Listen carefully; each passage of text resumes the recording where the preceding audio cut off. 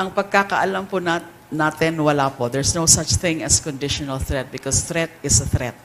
Kapag manakot ang isang tao against another one, o kaya against the members of his family, and yung pananakot na yun is something that is amounting to crime. And that is really grave threats. Ano yung crime na tinatakot dito o yung pagbabanta? Ito yung pagpapatay doon sa Pangulo, sa First Lady, and the former Speaker.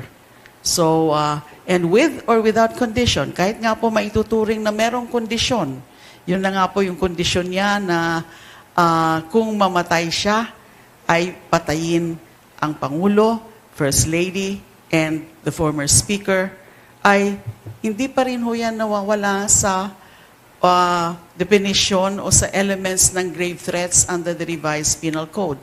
Tsaka dapat rin po nating maintindihan dito na we're talking about impeachment here.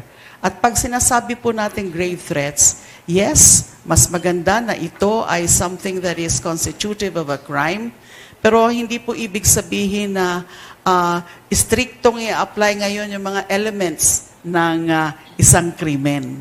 Kasi pwedeng ang isang bagay, ang isang act, ang isang conduct ay hindi siya per se or strictly a criminal offense, pero maipapasok na impeachable offense sa ilalim ng betrayal, sa konsepto ng betrayal of public trust. Pero dito po, malinaw naman po, merong grave threats at with or without condition, it's still a threat.